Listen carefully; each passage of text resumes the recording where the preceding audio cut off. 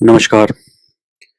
लिंग भेद, स्त्री भ्रूण हत्या, भूमि एवं संपत्ति अधिकार, सशक्तिकरण, भूमिका, सामाजिक एवं राजनीतिक क्षेत्र में अ, जीवन के सम्यक संचालन हेतु समानता, स्वतंत्रता एवं न्याय व 3 प्रमुख आदर्शों की स्थापना की गई है। मानवीय विकास के साथ-साथ इन मूल्यों व आदर्शों के स्वरूप व आयाम में भी परिवर्धन व विस्तार हुआ है। इस क्रम में समानता रूपी आदर्श के परिवर्धन व विस्तारण के क्रम में लैंगिक समानता को भी इसके इसके एक अनिवार्य घटक के रूप में स्थान दिया गया है। स्पष्टतः लैंगिक असमानता एक सामाजिक राजनीतिक आदर्श है जो मानवीय सभ्यता व संस्कृति के विकास के साथ-साथ विकसित हुई है। लैंगिक समानता की स्थापना हेतु लिंग आधारित भेदों को दूर करना आवश्यक है। यही कारण है कि समकालीन युग में लोकतांत्रिक जीवन मूल्यों की स्वीकृति व अंतर्राष्ट्रीय स्तर पर मानवाधिकारों की मान्यता के साथ-साथ लिंग आधारित विभेद को भी समाप्त करने की बात प्रबलता के साथ उभर कर सामने आई है। शाब्दिक अर्थ लिंग भेद का शाब्दिक अर्थ है लिंग आधारित भेदभाव या असमानता। चूंकि भेदभाव सामान्यतः महिलाओं के साथ होता है, अतः यहाँ लिंग भेद का आशय लिंग के आधार पर महिलाओं के साथ किए जाने वाले भेद से है। कुछ अपवादात्मक स्थितियों को छोड़कर मानव समाज 2 लिंगों में विभाजित है, नंबर 1 पुरुष और नंबर 2 स्त्री। हेराल्ड लास्की के अनुसार समानता का आशय विशेषाधिकारों का अभाव तथा सभी व्यक्तियों के विकास हेतु पर्याप्त समान अवसर की प्राप्ति है। ऐसी स्थिति में यदि पुरुषों व स्त्रियों के विकास हेतु समान अवसर की उपलब्धता न हो तथा पुरुषों को विशेषाधिकार प्राप्त हो तो फिर उसे लिंग भेद कहा जा सकता है। संदर्भ लिंग भेद की अवधारणा को समझने के लिए यौन व लिंग के अंतर को समझना आवश्यक है। यौन का आशय पुरुष व नारी के मध्य के वैज्ञानिक अंतर प्राकृतिक अंतर से है। स्पष्टता यौन एक जैविक बायोलॉजिकल अवधारणा है। दूसरी ओर लिंग पुरुष व नारी के मध्य के इस मौलिक विभेद से जुड़े अनेक सामाजिक व सांस्कृतिक अर्थों एवं संदर्भों को इंगित करता है। दूसरे शब्दों में स्त्री का एक विशेष प्रकार की जैविक संरचना के साथ जन्म लेना एक प्राकृतिक चीज है जिस पर उसका कोई बस नहीं है। लेकिन लिंग प्राकृतिक नहीं है बल्कि यह एक सामाजिक, सांस्कृतिक और ऐतिहासिक रूप से गढ़ी हुई चीज है जो बदल सकती है और बदलती भी रही है। अगर लिंग प्राकृतिक होता तो फिर स्त्री व पुरुष की स्थिति सर्वत्र हमेशा एक जैसी होती। लेकिन साक्ष्य बताते हैं कि विभिन्न समाजों में यह संबंध विभिन्न प्रकार का है तथा विभिन्न कालों में यह संबंध बदलता भी रहा है। स्पष्टता लिंग भेद का तात्पर्य जैविकी या शारीरिक भेद से नहीं है बल्कि स्त्री व पुरुष के मध्य सामाजिक संदर्भों में कृत्रिम विभेद से है। चूंकि यह भेद कृत्रिम है अतः इसे दूर किया जा सकता है। यहाँ लिंग भेद को दूर करने का आशय यह है कि स्त्री व पुरुष दोनों को मनुष्य के रूप में समान अवसर, अधिकार, गौरव व गरिमा दी जाए। दूर करना आवश्यक क्यों? नंबर 1 नैतिक दृष्टिकोण सभी व्यक्तियों को यह नैतिक अधिकार है कि उन्हें भी अन्यों के समान अपने विकास का समान अवसर मिले। स्त्रियों को यह अवसर लैंगिक समानता के बिना प्राप्त नहीं हो सकता है। नंबर 2 सामाजिक दृष्टिकोण समाज के सर्वांगीण विकास एवं सामाजिक समरसता के लिए यह आवश्यक है कि समाज के सभी लोग समाज हित व राष्ट्र हित में योगदान दें। इसके लिए आवश्यक है कि लिंग आधारित भेद समाप्त हो और महिलाओं को भी पुरुषों के समान अधिकार, अवसर और व गरिमा मिले। नंबर 3 राजनीतिक दृष्टिकोण समानता, स्वतंत्रता, समानता व न्याय रूपी आदर्श की प्राप्ति तभी सार्थक हो सकती है जब सामाजिक राजनीतिक व्यवस्था में लिंग समानता हो। नंबर 4 गांधी जी सर्वोदय की अवधारणा को सफल बनाने के लिए लिंग विभेद को समाप्त करना आवश्यक है। लिंग भेद के आयाम या क्षेत्र लैंगिक विभेद कुछ मात्र प्रधान समाजों को छोड़कर लगभग संपूर्ण विश्व में विद्यमान रही है। इसीलिए लैंगिक विभेद का अर्थ ही महिलाओं की निम्नतर या हीनतर स्थिति से लगाया जाता है। यह निम्नतर स्थिति या उसके प्रति नकारात्मक सोच जीवन के प्रत्येक क्षेत्र में देखी जा सकती है। पारिवारिक एवं सामाजिक क्षेत्र नंबर 1 जन्म के पूर्व से विभेद, भ्रूण परीक्षण एवं भ्रूण हत्या यह लैंगिक अन्याय का घृणित रूप है। नंबर 2 पालन पोषण में विभेद। नंबर 3 स्त्री की व्यक्तिगत पहचान नहीं, विवाह के बाद स्थिति में परिवर्तन, टाइटल परिवर्तन, सिंदूर लगाना, मंगलसूत्र पहनना। नंबर 5 परिवार का एक अभिन्न अंग न मानकर पराये धन के रूप में देखना। भाषाई संदर्भ में नंबर 1 सभी अच्छे उच्च पदों का पुल्लिंग में होना, राष्ट्रपति, सभापति। नंबर 2 सभी गालियां उपशब्द महिलाओं से संबंधित। आर्थिक क्षेत्र में समान कार्य के लिए महिलाओं को कम व पुरुषों को ज्यादा वेतन। नंबर 2 सार्वजनिक क्षेत्रों में पुरुषों की भूमिका प्रधान। नंबर 3 घरेलू कार्यों में महिलाओं की संलग्नता, इन्हें अनुत्पादक मानना। नंबर 4 अर्थव्यवस्था के संचालक के रूप में पुरुषों की प्रधान भूमिका। नंबर 3 राजनीतिक क्षेत्र, एक सत्ता का संचालन पुरुषों द्वारा। नंबर 2 नीति निर्धारण में महिलाओं की भूमिका कम। नंबर 3 संसद में महिलाओं की भूमिका कम। धार्मिक क्षेत्र, धार्मिक पंथों व संगठनों के प्रधान प्रायः पुरुष। नंबर 2 विभिन्न धर्मों में पुरुषों की अपेक्षा महिलाओं को कम अधिकार। नंबर 3 कुछ मंदिरों में महिलाओं के प्रवेश पर पाबंदी। लैंगिक विभेद के समर्थन का आधार। नंबर 1 जैविक अवधारणा पर आधारित तर्क या जैविक निर्धारणवाद का तर्क। इनके अनुसार लैंगिक विभेद का कारण स्त्री और पुरुष के बीच जैविक एवं प्राकृतिक भिन्नता का होना है। इनके अनुसार जो भेद प्राकृतिक है वह अपरिवर्तनशील है, अतः इसके आधार पर उनके साथ विभेद करना उचित है। इस अवधारणा में जैविक या प्राकृतिक अंतर को ही महिलाओं के साथ सामाजिक सांस्कृतिक संदर्भ में किए जा रहे भेद के आधार के रूप में स्वीकारा गया है।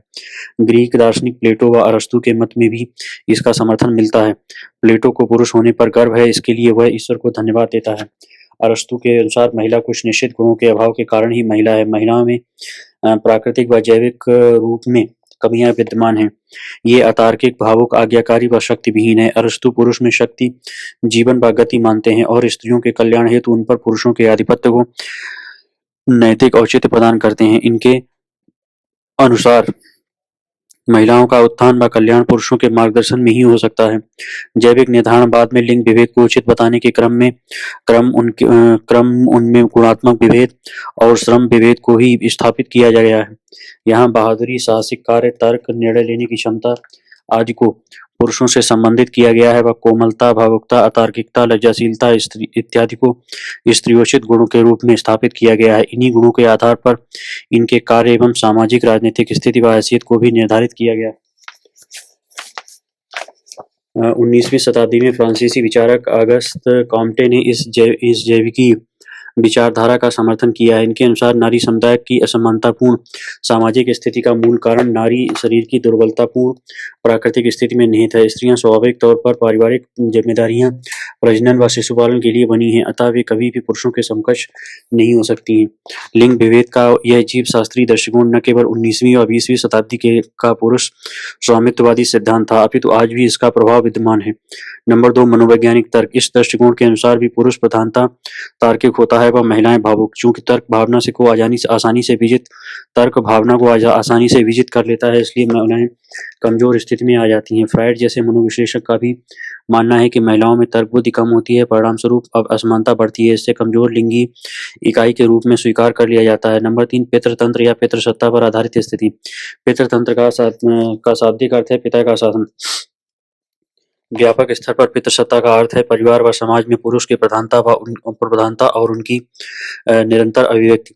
इस पितृसत्तात्मक व्यवस्था का लाभ पुरुष सभी महत्वपूर्ण संस्थाओं व निर्णयों पर कब्जा करके और नारी वर्ग को इस शक्ति से वंचित करके उठाता है। यह पितृसत्तात्मक व्यवस्था विवाह एवं परिवार द्वारा सुदृढ़ की जाती है। इस व्यवस्था में प्रायः पुत्र को ही परिवार की संपत्ति का रखवाला और पिता के वंश को आगे बढ़ाने वाला माना जाता है। पितृसत्तात्मक परिवार में नारी पर दोहरा नियंत्रण रखा जाता है।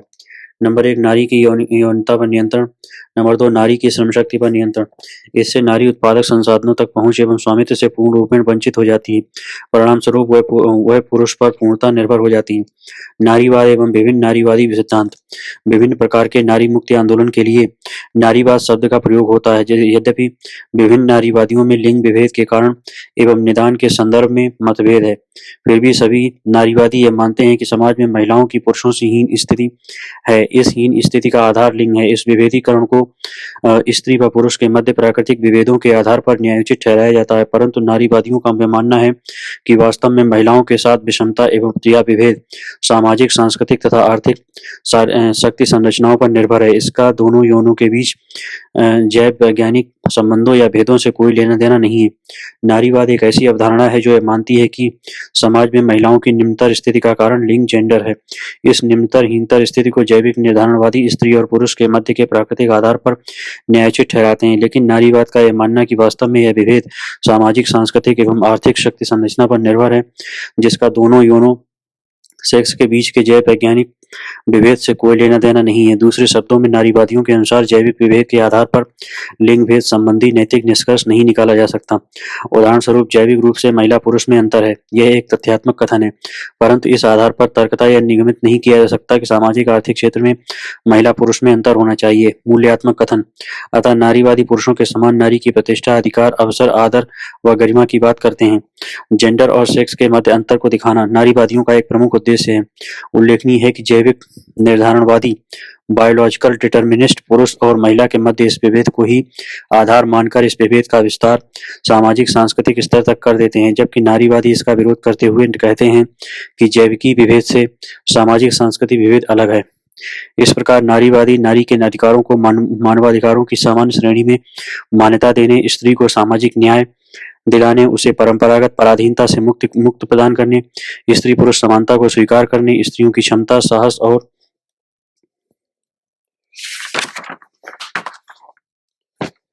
योग्यता को पहचानने तथा स्त्री को मानव के रूप में पहचान का समर्थन करने वाला एक महत्वपूर्ण सिद्धांत है।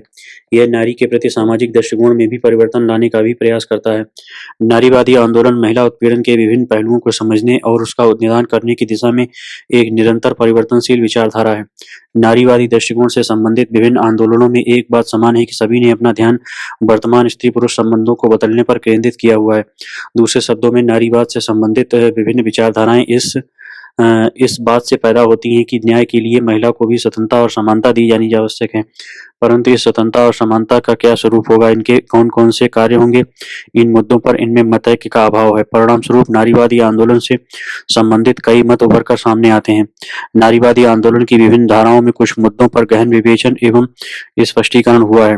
नारीवादी विचार के मुख्य मुद्दे: पितृतंत्र, निजी या सार्वजनिक भेद, सेक्स जेंडर विवाद। पितृतंत्र या पितृसत्ता पैट्रियार्की। पितृतंत्र तथा पितृसत्ता का शाब्दिक अर्थ है पिता का शासन। व्यापक स्तर पर पितृसत्ता का अर्थ है परिवार या समाज में पुरुष की प्रधानता, प्रभुत्व व सर्वोच्चता की अभिव्यक्ति एवं स्थापीकरण। इस शक्ति का लाभ पुरुष वर्ग सभी महत्वपूर्ण संस्थाओं और निर्णयों पर कब्जा करके और नारी वर्ग को इस शक्ति से पूर्ण वंचित करके उठाता है। इस प्रकार यहाँ पितृसत्ता को सामाजिक संरचना और क्रियाओं की एक ऐसी व्यवस्था के रूप में परिभाषित किया जाता है जिसमें पुरुषों का स्त्रियों पर वर्चस्व रहता है। यह पितृसत्तात्मक व्यवस्था विवाह तथा परिवार द्वारा सुदृढ़ की जाती है। यह पितृसत्ता शब्द नारीवादी विश्लेषण के केंद्र में है। केट मिलेट ने अपनी प्रसिद्ध पुस्तक सेक्सुअल पॉलिटिक्स में पितृसत्ता को एक ऐसी राजनीतिक व्यवस्था माना है जो पुरुष आधिपत्य, प्रधानता और नारी की अधीनता एवं शोषण को महत्व देता है। पुरुष ने अपने आधिपत्य का प्रयोग दो रूपों में किया है: नंबर 1 सामाजिक सत्ता और नंबर 2 आर्थिक सत्ता द्वारा। यहाँ पितृसत्तात्मक व्यवस्था में इस बात पर जोर है कि स्त्री के ऊपर पुरुष का आधिपत्य कोई व्यक्तिगत घटना नहीं है, बल्कि यह तो एक संरचना का भाग है। गेर्डा लर्नर के अनुसार परिवार में नारियों तथा बच्चों पर पुरुष आधिपत्य की स्वीकृति, अभिव्यक्ति तथा उनका इस संस्थाकरण और समाज में आमतौर पर नारियों पर पुरुष आधिपत्य या स्वामित्व का विस्तारीकरण ही पितृतंत्र है। इसमें पुरुष को नारी से उत्कृष्ट माना जाता है और उन्हें ही महत्वपूर्ण संस्थाओं में सत्ता संचालन सौंपा जाता है। दूसरी ओर जहाँ यह कहा जाता है कि नारी पुरुष की संपत्ति है और उसे पुरुष के नियंत्रण में ही रहना चाहिए, पितृसत्तात्मक व्यवस्था में परिवार में नारी पर दोहरा नियंत्रण रखा जाता है। नंबर 1 नारी की यौनिकता सेक्सुअलिटी पर नियंत्रण, दूसरा नारी की श्रम शक्ति पर नियंत्रण। इससे नारी उत्पादक संसाधनों की पहुंच एवं स्वामित्व से वंचित रह जाती है। परिणाम स्वरूप वह पुरुष पर संपूर्ण रूप से निर्भर हो जाती है। व्यक्तिगत ही राजनीति है, पर्सनल इज पॉलिटिक्स। उग्र नारीवाद का एक बहुचर्चित नारा है, व्यक्तिगत ही राजनीति है। जब एक समूह दूसरे समूह पर शासन करता है तब वह संबंध राजनीतिक हो जाता है, और जब यह व्यवस्था लंबे समय तक चलती है तब वह विचारधारा में परिणत हो जाती है। व्यक्तिगत ही राजनीति है, पर्सनल इज पॉलिटिक्स। उग्र नारीवाद का यह बहुचर्चित नारा है, व्यक्तिगत ही राजनीति है। जब एक समूह दूसरे समूह पर शासन करता है तब वह संबंध राजनीतिक हो जाता है, और जब यह व्यवस्था लंबे समय तक चलती है तब वह विचारधारा में परिणत हो जाती है। वस्तुतः यह नारा की व्यक्तिगत ही राजनीति है प्राइवेट, निजी और पब्लिक सार्वजनिक के द्विविभाजन को दिखाता है, जो कि राजनीतिक सिद्धांत और व्यवहार में किया जाता रहा है। घरेलू उत्पीड़न, घरेलू हिंसा इत्यादि को व्यक्ति का निजी मामला, पारिवारिक मामला बताकर राज्य को उसमें हस्तक्षेप से दूर किया जाता है। ऐसी स्थिति में परिवार में जनतंत्र की स्थापना नहीं हो पाती है। बाहर सार्वजनिक स्तर पर जिस जनतंत्र को उचित और आवश्यक माना जाता है, परिवार के स्तर पर उसे ही अनुचित एवं गैर आवश्यक रूप में स्थापित कर दिया जाता है। इससे स्त्रियों के शोषण को बढ़ावा मिलता है। उग्र नारीवाद के अनुसार नारी के विरुद्ध घरेलू हिंसा, शिशु दुर्व्यवहार तथा बलात्कार जैसे व्यक्तिगत विषय सार्वजनिक क्षेत्र में अब आ गए हैं। इन मुद्दों पर राजनीतिक दबाव का अर्थ या नारीवादी दबाव का अर्थ यह मानता है कि परिवार के भीतर के निजी क्षेत्र में महिलाओं के प्रति विभिन्न प्रकार की हिंसा विद्यमान है। इस हिंसा के विरुद्ध वैसी ही कार्रवाई की जानी आवश्यक है जैसा कि सार्वजनिक क्षेत्र में हिंसा के साथ होती है। उग्र नारीवादियों के अनुसार हमें सार्वजनिक जीवन में अपनाए जाने वाले मूल्यों को निजी जीवन में भी अपनाना होगा। जिन आधारों पर हम देश और समाज में जनतंत्र चाहते हैं, उन्हीं आधारों पर हमें परिवार में भी जनतंत्र कायम करना होगा। नारीवादी विचारधारा के विकास क्रम में 3 मुख्य सिद्धांत दिखाई देते हैं। नंबर 1 उदारवादी नारीवाद, लिबरल फेमिनिज्म। नंबर 2 समाजवादी नारीवाद, सोशलिस्ट फेमिनिज्म। नंबर 3 उग्र नारीवाद, रेडिकल फेमिनिज्म। उदारवादी नारीवाद जहां लिंग विभेदीकरण को सामाजिकरण की उपज मानता है, वही समाजवादी नारीवाद इसे वर्गीय संरचना पूंजीवादी व्यवस्था का परिणाम मानता है। उग्र नारीवाद में पितृसत्तात्मक व्यवस्था को लैंगिक असमानता के मुख्य कारक के रूप में स्वीकार किया जाता है। अतः जहां उदारवादी नारीवाद सामाजिक राजनीतिक व्यवस्था में सुधार एवं पुरुषों को प्राप्त अधिकारों एवं विशेषाधिकारों को महिलाओं तक विस्तारित कर लैंगिक समानता की स्थापना की बात करता है, वही समाजवादी नारीवाद एवं उग्र नारीवाद संरचनात्मक एवं ढांचागत परिवर्तन पर बल देते हैं। समाजवादी नारीवाद पूंजीवादी ढांचे में बदलाव की बात करता है, वहीं उग्र नारीवाद पितृसत्तात्मक ढांचे के उन्मूलन की बात करता है। उदारवादी नारीवाद, लिबरल फेमिनिज्म। उदारवादी नारीवाद उदारवादी दार्शनिक परंपराओं का अनुकूलन करता है। उदारवाद का दर्शन व्यक्तिगत स्वतंत्रता के सिद्धांत पर आधारित था, जिसका आशय चयन की स्वतंत्रता, समान अवसर और नागरिक अधिकार आदि से था। उदारवादी नारीवाद का यह मानना है कि समानता, स्वतंत्रता और न्याय की अवधारणाएं तब तक अपर्याप्त हैं जब तक कि इसमें लैंगिक आयाम को न जोड़ा जाए। उल्लेखनीय है कि प्रारंभ में महिलाएं, निम्न वर्ग और गुलाम राष्ट्रों के नागरिक इसके दायरे से बाहर थे। उदारवादी नारीवादियों ने एक और तो मानवीय गरिमा, स्वतंत्रता और समानता के जनतांत्रिक मूल्य जैसी उदारवादी धारणाओं को, तो दूसरी ओर महिलाओं के जीवन की दयनीय स्थिति और उसकी अधीनता के बीच के अंतर्विरोधों को प्रखरता के साथ प्रस्तुत किया। वेंथम और मिल जैसे उपयोगितावादी विचारक महिलाओं की स्वतंत्रता एवं महिलाओं के अधिकार का स्पष्ट समर्थन करते हैं। उनके अनुसार मानव जाति का यह आधा हिस्सा नैतिक तौर पर पुरुषों के समान है। उदारवादी नारीवाद का यह मानना है कि लैंगिक असमानता दोषपूर्ण सामाजिकरण की उपज है, अतः इसके निदान हेतु वे सामाजिक सुधार, कानूनी सुधार, महिलाओं के लिए समान अवसरों की उपलब्धता, सामाजिक क्षेत्र में भागीदारी एवं मानव के तौर पर इसकी संभावनाओं को पूरा करने हेतु अवसर प्रदान करने के पक्षधर हैं। समर्थक Mary Wollstonecraft, Harriet Taylor Mill, John Stuart Mill. प्रारंभिक उदारवादी नारीवाद मेरी बोल्टनक्राफ्ट अपनी पुस्तक a vindication of the rights of women में महिला अधिकारों की जोरदार वकालत की है। 19वीं एवं 20वीं सदी के नारीवादी आंदोलन की बुनियादी रूपरेखा इस पुस्तक में दिखाई देती है। यहाँ इससे संबंधित निम्नलिखित बातें उल्लेखनीय हैं। नंबर 1 मानव जाति का सदस्य होने के कारण महिलाएं भी तार्किक हैं, अतः वे भी पुरुषों की तरह सभी प्राकृतिक अधिकारों की हकदार हैं। महिलाओं की भी सार्वजनिक जीवन में सहभागिता हो। नंबर 2 स्त्रियों पर आरोपित पतिव्रता, आज्ञाकारिता, मृदुता, लज्जाशीलता, कोमलता आदि के गुण सामाजिक अनुकूलन के कारण उत्पन्न होते हैं। इनका कोई प्राकृतिक या जैविक आधार नहीं है।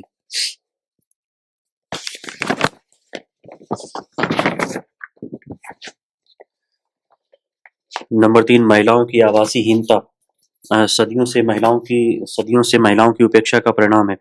नंबर 4 महिलाओं की पुरुषों पर आर्थिक सामाजिक निर्भरता को समाप्त किया जाए। ऐसे कानून एवं नीतियां बनाई जाएं जो महिलाओं को चयन की समानता एवं अवसर की समानता सुनिश्चित कर सकें। नंबर 5 पुरुषों के लिए हासिल अधिकारों एवं विशेषाधिकारों को महिलाओं तक विस्तारित किया जाए।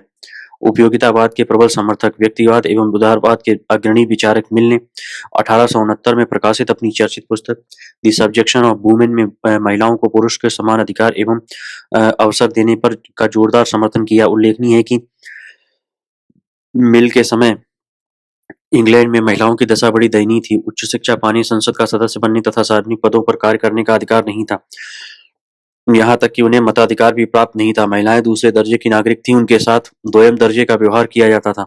मिल की यह पुस्तक केवल उन समकालीन संदर्भों तक ही सीमित नहीं थी, बल्कि वर्तमान में भी महिलाओं की बेहतरी के लिए यह प्रासंगिक है। इसमें पहली बार स्त्री असमानता को एक राजनीतिक समस्या के रूप में पेश किया गया और साथ ही इसके स्रोत एवं उपाय को बौद्धिक तरीकों से खोजने का प्रयास किया गया। मिल ने सबसे पहले अपनी पुस्तक में महिलाओं की दासता और पराधीनता के पक्ष में दिए गए तर्कों को प्रस्तुत किया है और फिर उन तर्कों का खंडन कर महिलाओं की समानता के पक्ष में तर्क प्रस्तुत किए।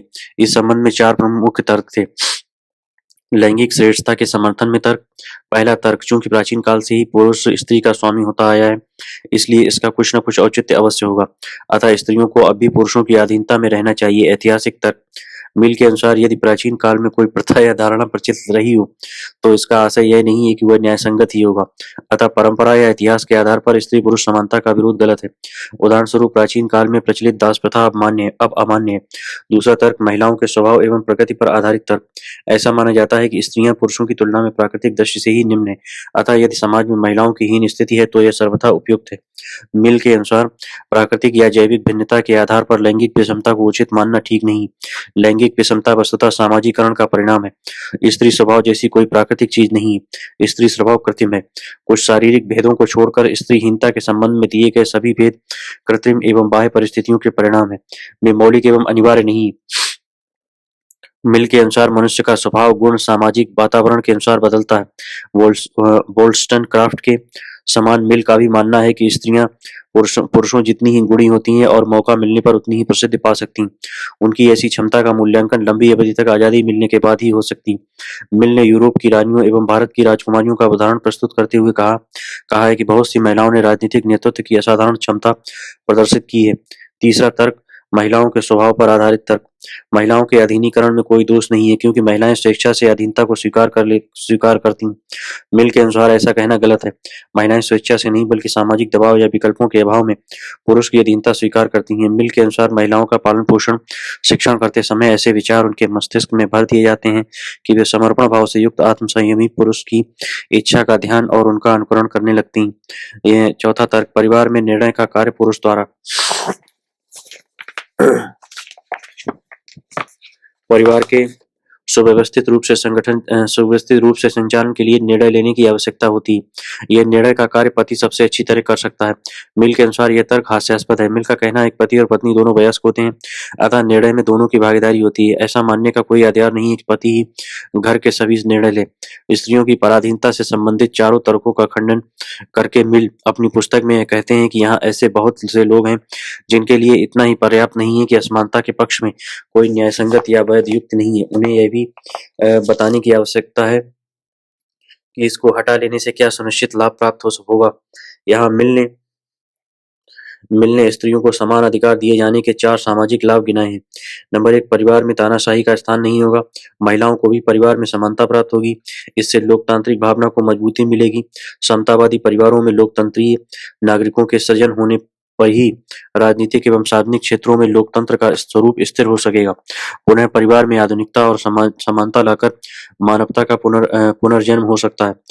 नंबर 2, जन समुदाय की मानसिक क्षमताएं दोगुनी हो जाएंगी। महिला सहकर्मियों से प्रतिद्वंद्विता के कारण पुरुष भी अपने कार्यक्षेत्रों में कुशलता से काम करेंगे। नंबर 3, लिंग समानता का मानव समाज पर सकारात्मक प्रभाव पड़ेगा। अधीनता की स्थिति में महिलाओं की इच्छा विकृत रूप से व्यक्त होती है। समानता की प्राप्ति होने पर यह प्रवृत्ति दूर होगी। नंबर 4, महिलाओं को समानता देने से उनके सुख और आनंद में वृद्धि होगी। मिल के अनुसार इससे उपयोगितावाद के अधिकतम व्यक्तियों का अधिकतम सुख की प्राप्ति संबंधी सिद्धांत की पूर्ति होगी। मिल के अनुसार स्त्रियों की दासता केवल कानून से दूर नहीं होगी, बल्कि इसके लिए शिक्षा, रोजगार के समान अवसर, आर्थिक स्वतंत्रता, सामाजिक और राजनीतिक क्षेत्रों में इनकी भागीदारी, विचार, जनमत, आदतों और संपूर्ण पारिवारिक जीवन में परिवर्तन करना होगा। आलोचना। मिल के विचार में आधुनिक पितृसत्तात्मक परिवार के अवशेष विद्यमान है। मिल स्त्री संबंधी 18वीं सदी की छवि तोड़ नहीं सके। मिल की दृष्टि केवल मध्यमवर्गीय स्त्रियों तक सीमित थी। मिल का महत्व। मिल की मृत्यु के पश्चात मिल के ही विचारों को समाज एवं शासन ने मान्यता प्रदान की।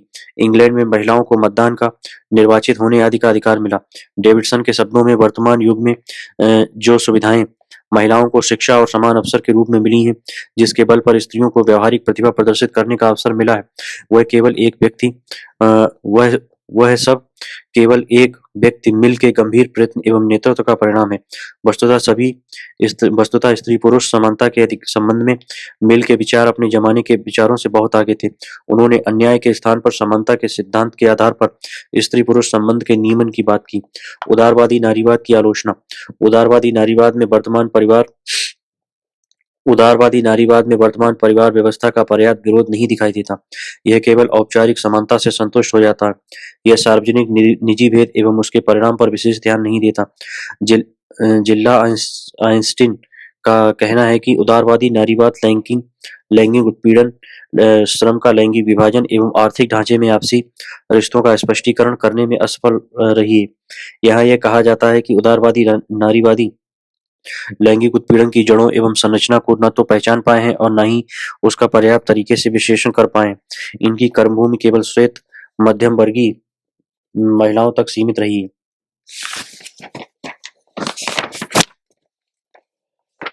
लिंगी समानता की स्थापना हेतु यह केवल मौजूदा संस्थाओं, कानूनों एवं परंपराओं आदि में सुधार तक ही सीमित है।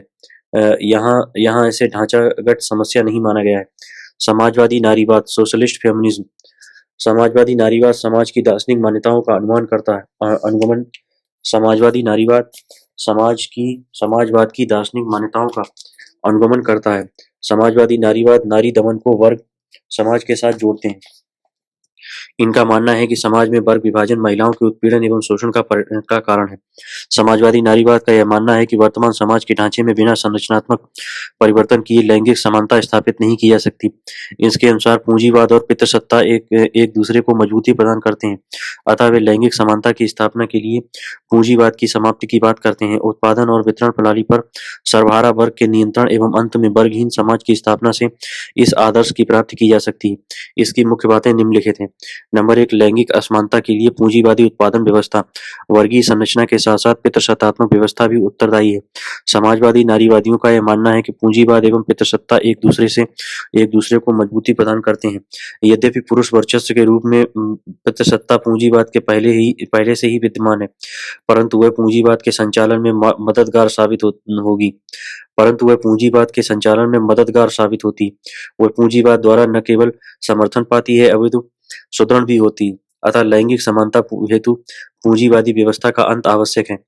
नंबर 2, सार्वजनिक एवं निजी क्षेत्र का भेद असमानता को बढ़ावा देता है।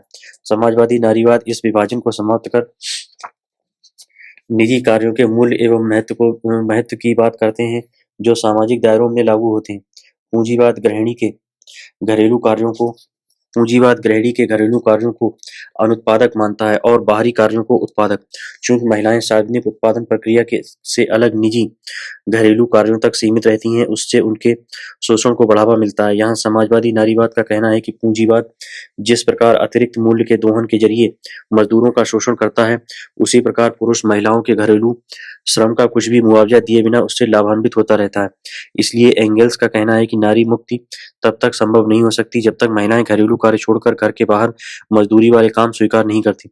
इस प्रकार समाजवादी नारीवाद का मानना है कि पूंजीवादी शासन प्रणाली एवं पुरुष वर्चस्व शोषण को बढ़ावा देता है।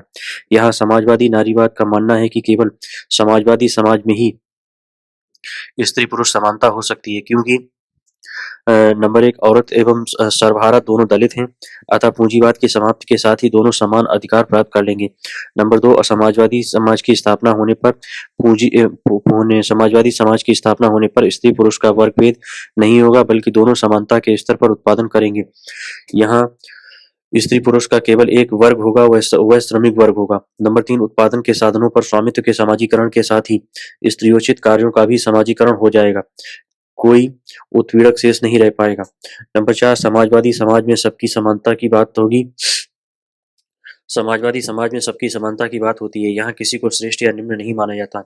यहाँ इस संदर्भ में मार्क्स एवं एंगल्स का विचार था कि स्त्री मुक्ति की दिशा में पहला कदम यह होना चाहिए कि नंबर 1, स्त्री मजदूरों की वर्ग चेतना को उन्नत किया जाए।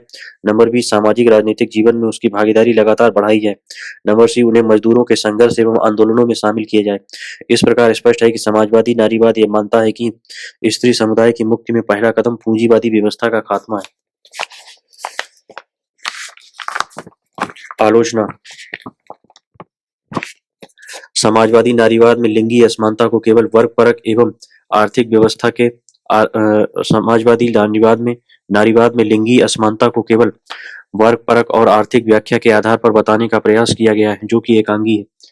समाजवादी नारीवाद उदारवादियों की इस मान्यता का कि लिंग असमानता समाजीकरण की उपज है से इनकार कर सारा दोष पूंजीवादी व्यवस्था पर आरोपित कर देते हैं।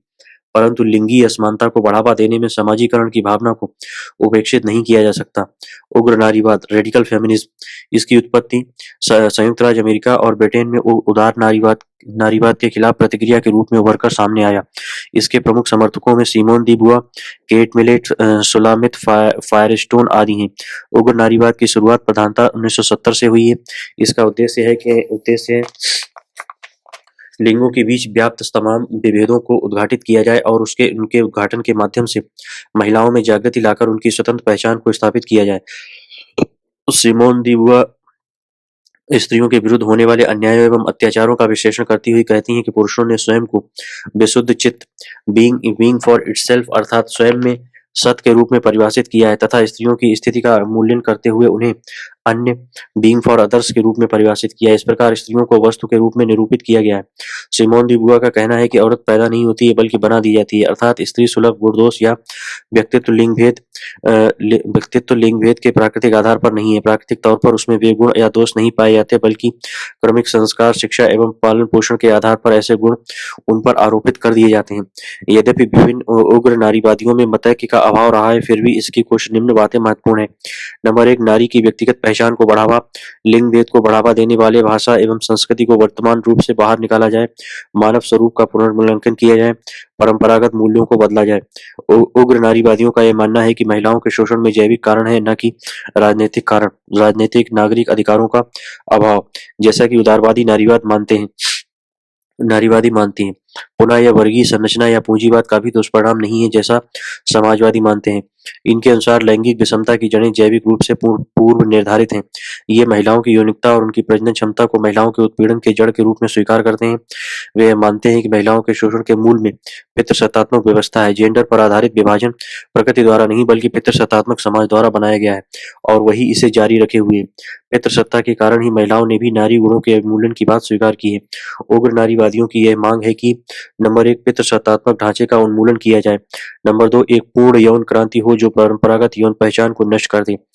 नंबर 3, महिलाओं का अपने उत्थान हेतु पुरुषों का अनुसरण करना आवश्यक नहीं है, अतः यह पुरुष संस्कृति के मूल्यों को चुनौती देता है। नंबर 4, महिला समलैंगिकता को बढ़ावा एवं मान्यता मिलनी चाहिए, क्योंकि ये विषम लैंगिक संबंधों को महिला शोषण का आधार मानती है। इसमें जबरन थोपे गए मातृत्व एवं यौन गुलामी की भावना होती है। नंबर 5, ये अलगाववाद एवं पार्थक्यवाद को बढ़ावा देता है ताकि महिला स्वतंत्र रहे, समाज उस पर कुछ भी आपत्ति न करे, क्योंकि इनका मानना है कि विवाह शोषण एवं परतंत्रता की शुरुआत है। यह यौन गुलामी का एक तरीका है।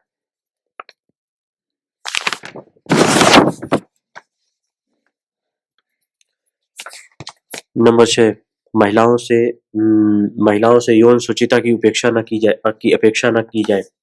नंबर 7, नारीवादी कुछ गुणों को श्रेष्ठ और पुरुष से संबंधित कर एवं कुछ गुणों को नारियों से जोड़कर उनके अवमूल्यन के प्रयासों का विरोध करते हैं। नंबर 8, दीर्घकालिक तौर पर उग्र नारीवाद महिला संस्कृति का निर्माण करना चाहता है जो उग्र मूल्यों के अनुरूप हो। आलोचना, उग्र नारीवाद में वैचारिक एकता का अभाव है। अति विविध सोच के लिए यह कुख्यात है। परिणाम स्वरूप इस धारा की वैचारिक समझ को परिभाषित करना कठिन है। उग्र नारीवाद यौनिकता एवं प्रजनन क्षमता पर जोर देकर महिलाओं को पितृसत्तात्मक सत्ता के परिभाषा के नजदीक ला देता है, जिसमें महिलाओं को मुख्यतः प्रजनन एवं भोग की वस्तु के रूप में देखा जाता है। यद्यपि उग्र नारीवाद पुरुष संस्कृति के मिथ्या दावों की पोल खोलता है, किंतु नारी मुक्ति का कोई यथार्थ निश्चित मार्ग बताने में असफल रहा है। पुरुष से महिला मुक्ति स्वतंत्रता के आह्वान के रूप में उग्र नारीवादियों के प्रयास के कारण नारी में उन्मुक्तता एवं स्वच्छंदता का भी विकास हुआ है, जिसके सामाजिक दुष्परिणाम भी दिखाई दे रहे हैं। उग्र नारीवाद की कार्यशैली में बेसब्री, उतावलेपन के साथ साथ लड़काने की प्रवृत्ति भी थी। परिणाम स्वरूप इस उग्र अव्यवस्थित कार्यशैली ने इनकी लोकप्रियता को कम किया। लिंग समानता की दार्शनिक स्वीकृति के आयाम। समाजवाद समाजवादी समाज की स्थापना होने पर स्त्री और पुरुष का वर्ग भेद भी नहीं होगा। औरत और सर्वहारा दोनों ही दलित हैं। अतः जब पूंजीवादी अवरोधों की समाप्ति होगी तो फिर स्त्री और पुरुष समान अधिकार प्राप्त कर लेंगे। समानता के स्तर पर उत्पादन करते हुए स्त्री पुरुषों का केवल एक ही वर्ग श्रमिक वर्ग होगा। इसी संदर्भ में प्रायः यह कहा जाता है कि औरत का भाग्य और समाजवाद की स्थापना अनिवार्यता परस्पर संबद्ध है। मार्क्सवाद में समाज का वर्गीकरण लिंगी आधार पर न कर संपत्ति या अर्थ के आधार पर किया गया है। यही संपत्ति अधिकार और कर्तव्य का निर्धारण करती है। यहाँ लिंग भेद के आधार पर श्रेष्ठता और निकृष्टता की स्वीकृति नहीं है। मार्क्सवादी लिंग असमानता का निदान साम्यवाद की स्थापना में देखते हैं।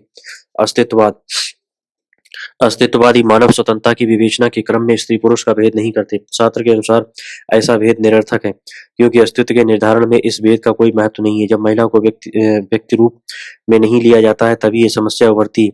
उपयोगितावाद बेंथम मनुष्य की चर्चा करते समय मानव जाति की बात करता है। मिल भी व्यक्तिवाद का समर्थन करते समय स्त्री पुरुष को समान मानते हैं। लिंग समानता का दार्शनिक आधार। भारतीय संदर्भ। तत्वमीमांसा। भारत में लिंगी समानता का तात्विक आधार पौराणिक आख्यान अर्धनारीश्वर में मिलता है। इसकी व्याख्या अर्धनारीश्वर उपन्यास में इस तरह किया गया है।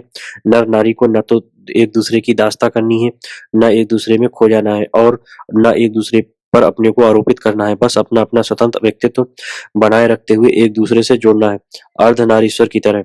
इसी तरह सांख्य दर्शन का पुरुष प्रकृति का सिद्धांत है। सृष्टि के विकास के लिए इस सिद्धांत को सांख्य दर्शन में स्वीकार किया गया है।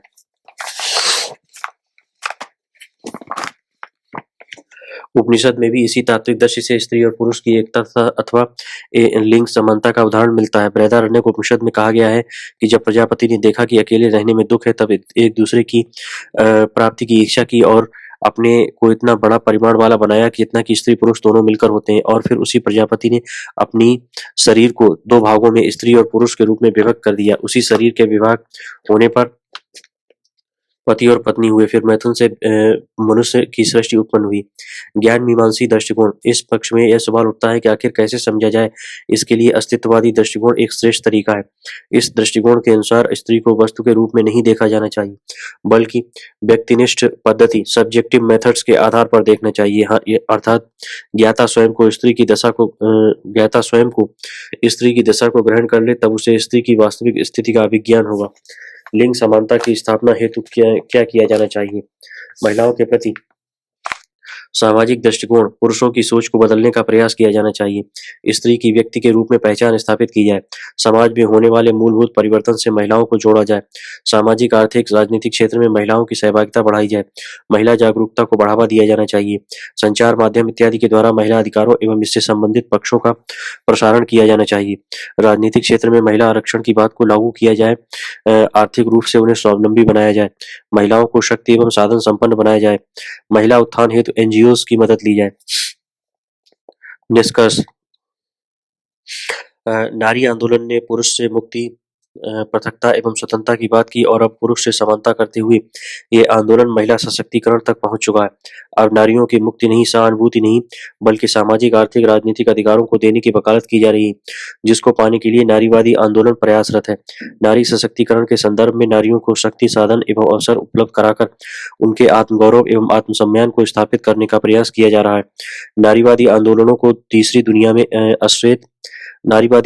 में तीसरी दुनिया की अश्वेत नारीवादियों के जुड़ने से इस आंदोलन को नया स्वरूप मिला है।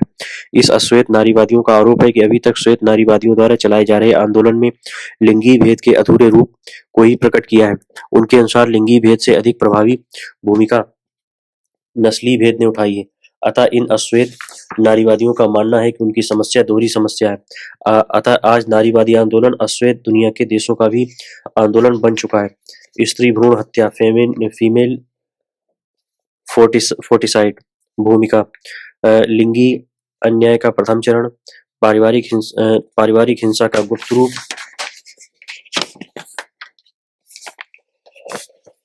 परीक्षण के माध्यम से यह जानकारी की भ्रूण का लिंग स्त्री परक है।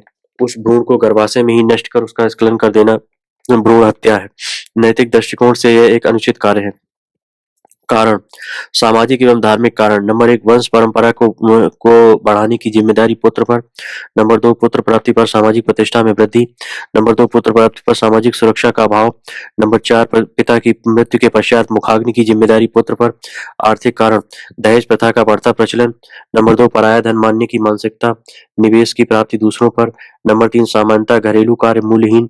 तकनीकी कारण परिणाम, आसानी से पहचान कर सुरक्षित रूप से भ्रूण हत्या। लिंगानुपात में तीव्र दर की स्तर से कमी। पुरुषों की अपेक्षा महिलाओं की संख्या में कमी। छेड़छाड़, अपहरण, महिलाओं की खरीद फरोख्त आदि में वृद्धि। विकसित राज्यों में राष्ट्रीय औसत से भी कम। सामाजिक स्वास्थ्य पर बुरा असर। सामाजिक गतिशीलता में रुकावट। मानवीय मूल्यों का पतन। गर्भपात से महिला को विशेष खतरा। मानव का संवेदनात्मक पक्ष कमजोर होने लगता है। निदान के उपाय, महिलाओं के प्रति दृष्टिकोण परिवर्तन, सामाजिकरण की प्रक्रिया को मानवीय व मूल्यात्मक बनाना। नंबर 3, गोद लेने की समुचित व्यवस्था की जाए। नंबर 4, भ्रूण परीक्षण के अनैतिक प्रयोग पर कठोरता से प्रतिबंध। इससे जेनेटिक शोध व अध्ययन में मदद मिलती है। ऐसी अनेक बीमारियां हैं जिनकी पहचान गर्भावस्था में ही संभव है व जेनेटिक थेरेपी द्वारा उनका उपचार संभव है। हिंदू परंपरा, षोडश संस्कार में एक गर्भाधान संस्कार अतः भ्रूण हत्या का आशय संस्कारों की श्रृंखला का विच्छिन्न होना है। भूमि एवं संपत्ति अधिकार, लैंड एंड प्रॉपर्टी राइट्स। भूमि अचल संपत्ति, संपत्ति चल संपत्ति। भूमिका, लिंगी विभेद का एक प्रमुख आयाम आर्थिक क्षेत्र। आर्थिक क्षेत्र में लिंगी विभेद का साक्ष्य, परंपरागत रूप से भूमि और संपत्ति पर महिलाओं को अधिकार नहीं। नंबर 3, आर्थिक रूप से परनिर्भरता की शुरुआत। नंबर 4, स्वतंत्रतापूर्वक जीवन संचालन हेतु भूमि एवं संपत्ति संबंधी कुछ अधिकार आवश्यक। कारण, पितृसत्तात्मक ढांचा, भूमि व संपत्ति का वारिस व रखवाला पुत्र। दहेज में धन खर्च, महिला के हिस्से की संपत्ति। परिणाम, आर्थिक परनिर्भरता का भाव, शोषण का रास्ता प्रशस्त। बेबस होकर आजीविका पूर्ति हेतु पुरुषों पर निर्भरता का भाव। आत्मविश्वास में कमी, कुंठा का भाव। जीवन में स्वतंत्र निर्णय नहीं, जीवन के अन्य सभी क्षेत्रों पर प्रभाव। आर्थिक स्वतंत्रता के बिना राजनीतिक स्वतंत्रता खोखली है। प्रयास एवं उपाय, समाजवादी नारीवादियों द्वारा प्रस्तुत उपाय। संपत्ति के पंजीकरण में महिलाओं को कम स्टाम्प ड्यूटी का प्रावधान। आयकर में अतिरिक्त छूट। दृष्टिकोण में परिवर्तन, परंपरागत तौर पर महिलाओं को चल व अचल संपत्ति में अधिकार नहीं, परंतु 2005 में पारित हिंदू उत्तराधिकार संशोधन अधिनियम के अंतर्गत पुत्री को भी अपने पिता की संपत्ति व कृषि भूमि में पुत्र के समान अधिकार हो, इसे मान्यता दी गई। अब आवश्यकता इस बात की है कि इसे प्रभावी ढंग से लागू किया जाए। दार्शनिक पक्ष, सवय भूमि गोपाल की महिलाओं की भूमि पर अधिकार को मान्यता देती है। गांधी, पुरुषत्व की अपेक्षा नारीत्व प्रबल। सर्वोदय की मूल आवश्यकता, धैर्य, करुणा, सहनशीलता, उदारता नारी की मुख्य विशेषता। सभी मनुष्य ईश्वर के अंश। अंत्योदय, अंतिम व्यक्ति का भी उत्थान। सशक्तिकरण, एम्पावरमेंट क्या है? महिला सशक्तिकरण का आशय है कि नारियों को शक्ति, साधन एवं अवसर की समानता उपलब्ध कराकर उसके आत्मगौरव एवं आत्मसम्मान को स्थापित करने का प्रयास। इस रूप में सशक्तिकरण का आशय सामाजिक, आर्थिक, राजनीतिक एवं सांस्कृतिक संदर्भों में महिलाओं की स्थिति में सकारात्मक बदलाव या उत्थान से है। इसके अंतर्गत महिलाओं की मूलभूत आवश्यकताओं की प्राप्ति, आर्थिक सुरक्षा, उसके क्षमताओं का विकास, जीवन के प्रत्येक क्षेत्र में उनकी सहभागिता और उनके सम्माननीय जीवन यापन को स्वीकार किया जाता है। वस्तुतः महिला सशक्तिकरण सामाजिक रूपांतरण से संबंधित है, जिसमें मानव अधिकारों को साकारित करने का भाव निहित होता है। महिला सशक्तिकरण एक रूप में साधन है तो दूसरे रूप में साध्य भी। साधन रूप में सामाजिक राजनीतिक दर्शन का एक महत्वपूर्ण मूल्य समानता है।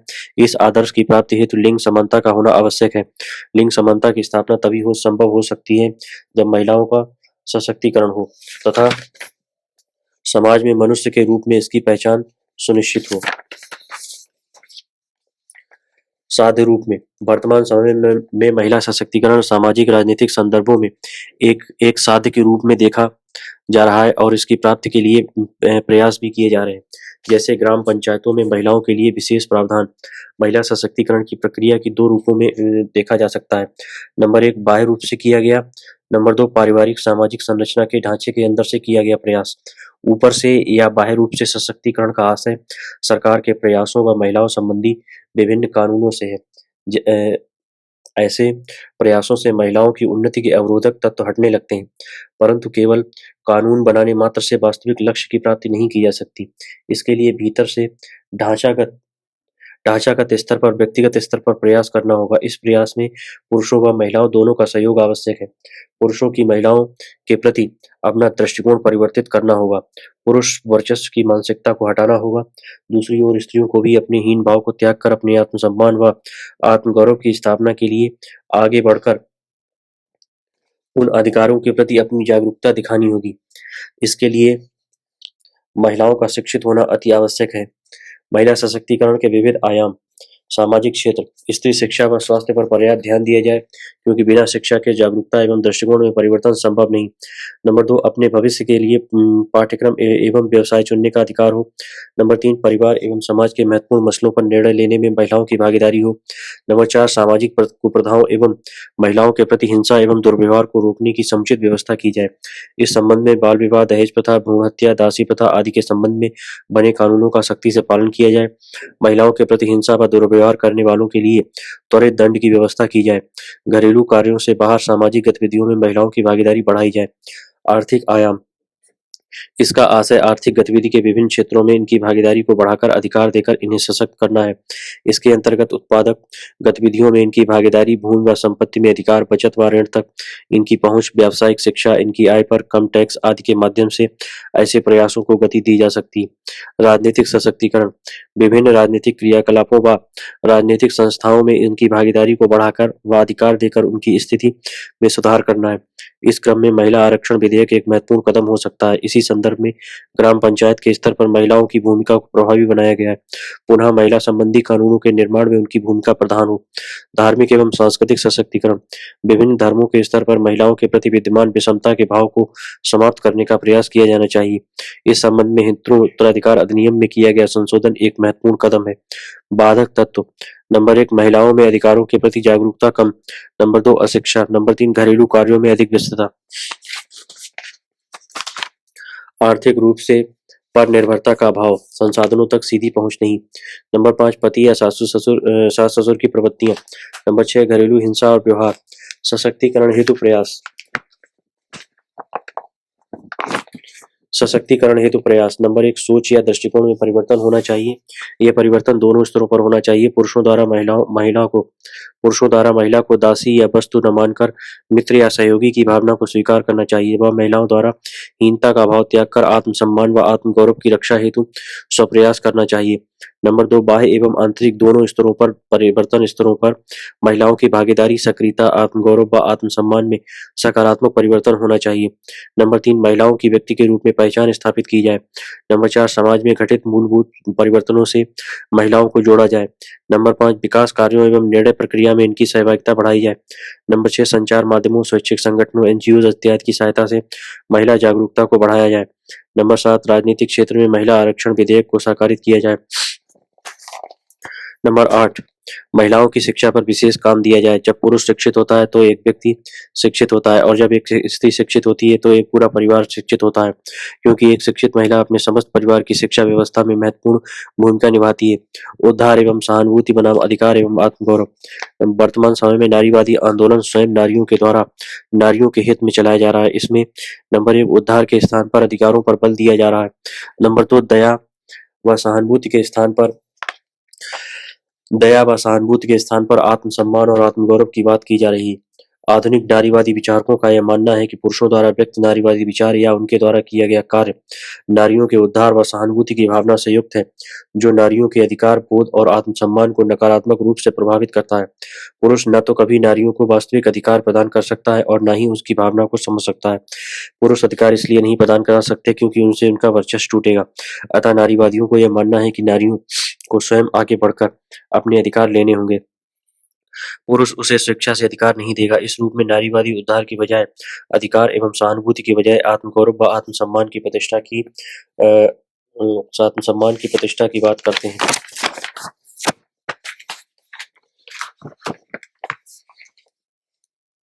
धन्यवाद।